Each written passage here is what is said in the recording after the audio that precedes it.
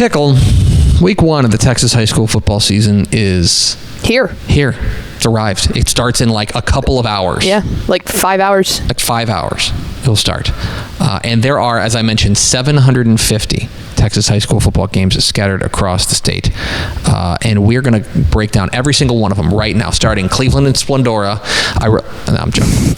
I was like, man, you typed that wrong on your little graphic here, fella. What we are going to do instead is we're going to rank them.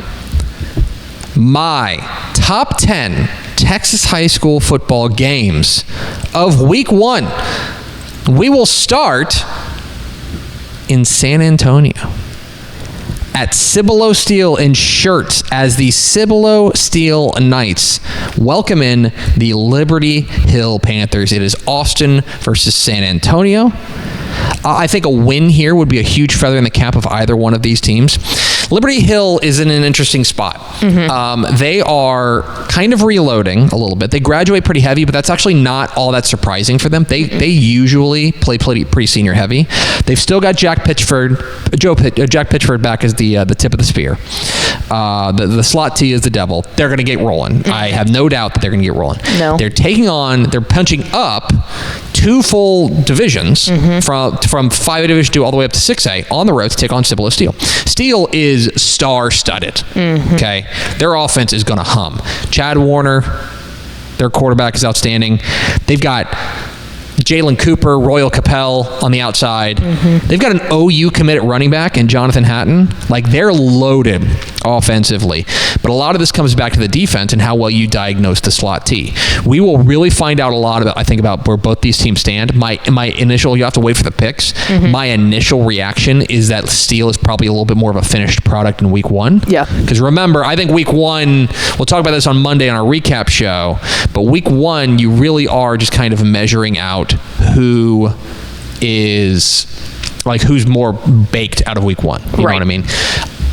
We'll find out about that huge game in San Antonio, Cibolo Steel and Liberty Hill. To number 9 we go. A little production value. Let's go to Houston. I believe you have something you want to say right here. Live on Dave Campbell's Texan Live. It is the number 9 game in the state. The Alvin Shadow Creek Sharks taking on Humble Summer Creek in a really, really interesting ball game. A battle of the SCs here, a battle of the Creeks. Summer Creek, of course, coming off of their state championship run a year ago. They do graduate Lloyd Avant, but they bring back guys like Chad Woodfork. They're going to be really good up front, and they're not going away. If you think that, I think that Blake Thomas, their quarterback, really grew as the season went on as well. He is back.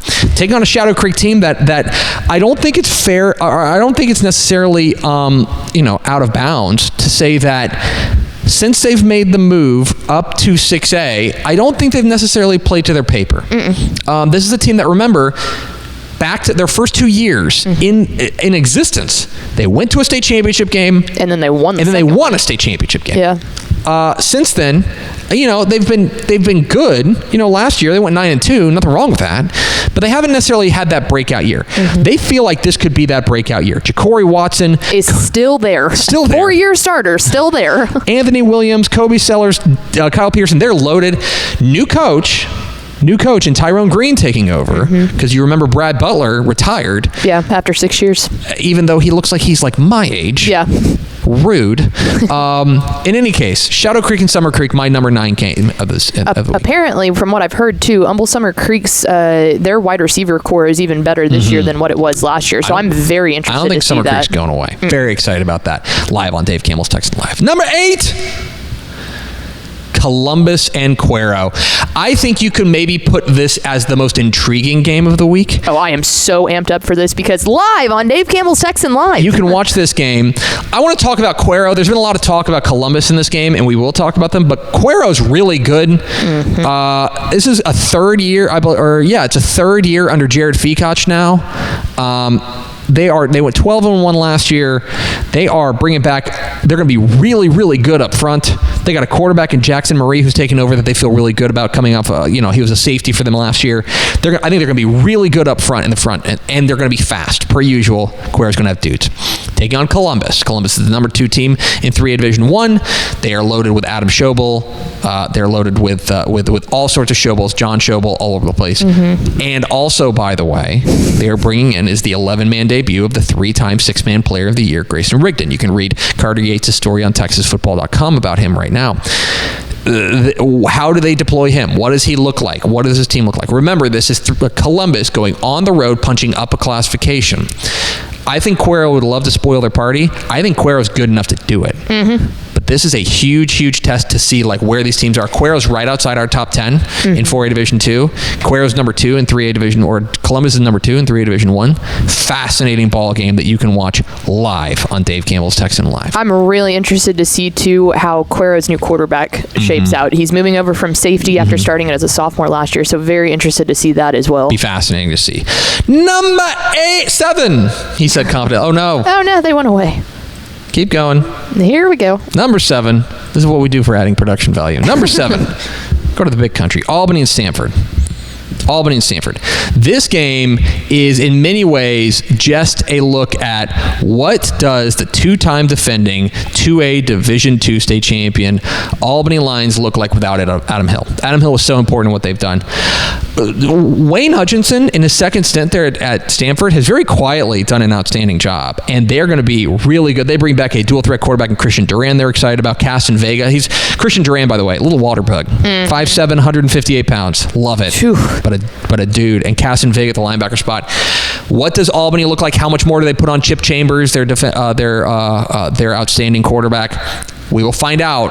Really interesting test right out of the chute for the 2-time defending 2A Division II state champs. I said it last year and I'll say it again. I do not see how Albany cannot be fantastic because Denny Faith, instead of retiring after 8 million years at the helm for Albany, is sticking around for another year. That gives me all the confidence I need that he knows something. I think that's a super, super good point.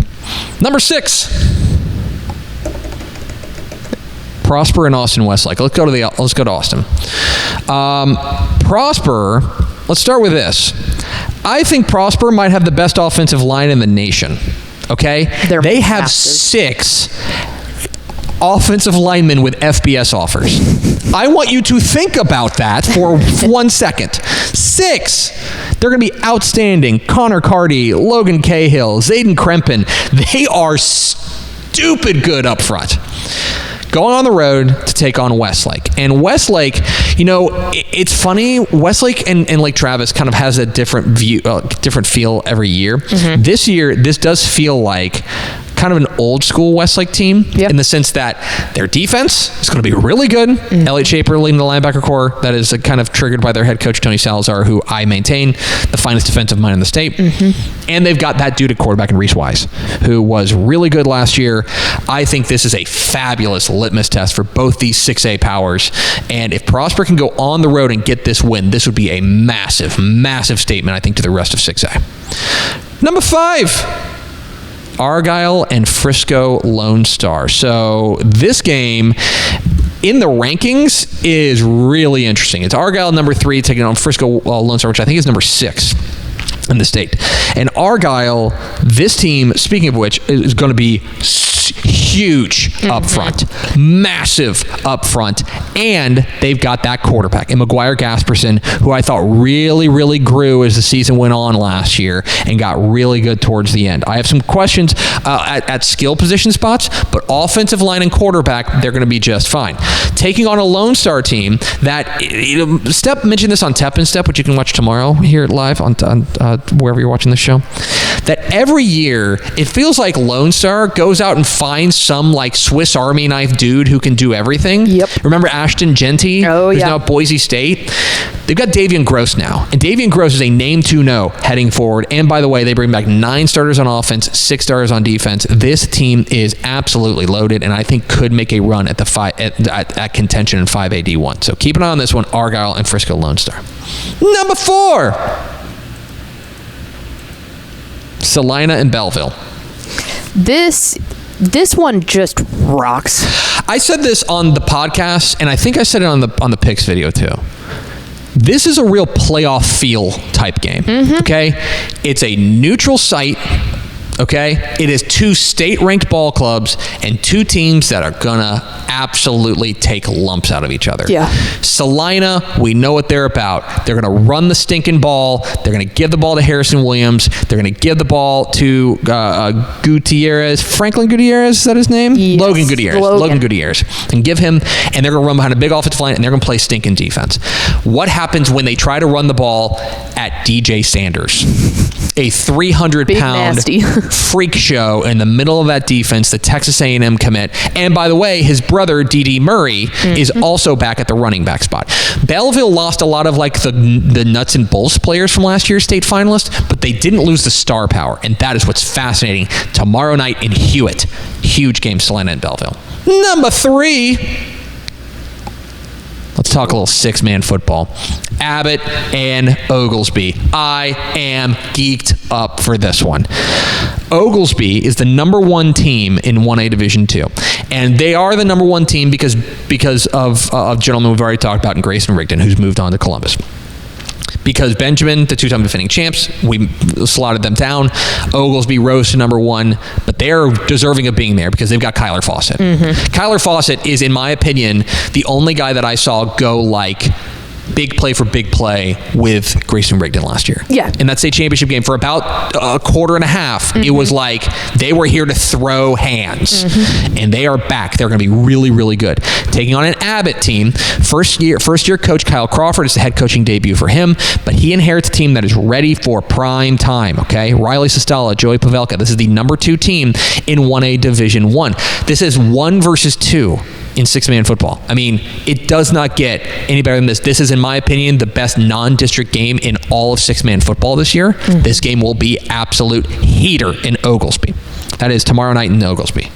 Number 2, South Oak Cliff and Galena Park North Shore. There are people who are going to want to put this in number 1, and I understand. This is a brand name game. Absolutely. And there's a ton to say about it. I want to see how North Shore looks out of the chute. Yep. They have not always looked super sharp, but they have got dudes, including a 4-year starter at quarterback. They are absolutely loaded. They are the most loaded team in 6A. I'll say that. I think from a position-by-position standpoint, it's them or DeSoto. But they've got the quarterback question answered. I'll say that. Yeah. Duncanville's got to be up there too. Throwing that out there from a superstar perspective. Absolutely. But maybe not a full team, but look at North Shore. Caleb Bailey, Devin Sanchez, DeAndre Hardeman, Deon DeBlanc. Yeah. Like, this team is silly loaded. Take on South Oak Cliff. Defense is going to be great. I think this could be the best offensive line South Oak Cliff's ever had. But strangely, we have questions at skill position for them. Yeah. Who's going to be the dude? Is it going to be Carter Kopecky? Is it going to be DeMond Williams? Is it going to be Jalen Moore? Who steps up? Massive question. And remember, South Oak Cliff on the road punching up significantly to take on a team with 3 times the enrollment as them. Yep. The huge game. But it's not the number 1 game in the state, according to me. My number 1 game of the week, the Kilgore Bulldogs and the Carthage Bulldogs out east. Oh boy, this game is huge. This is a bloodbath on both sides. This is going to be, these are 2 teams that I think can win the state championship. Yeah. Straight up. Absolutely.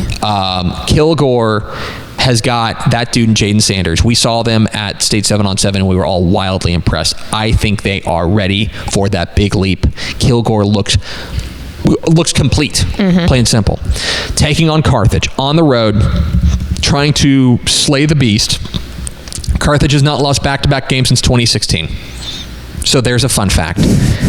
But we've talked about how we think it's the Scott Surratt Revenge Tour. They are loaded, guys. They've got 15 starters back from last year's team, including their running back, KJ Edwards, big offensive line led by Cash Courtney and Cole Hodges. Jet Surratt has a year under his belt as the starter. Clayton Ingram at the linebacker spot. The name Ingram resonates in Panola County. This game is box office. Kilgore and Carthage, my number 1 game of the week. What's your number 1 game of the week? Let us know in the comments here, and let us know at texasfootball.com.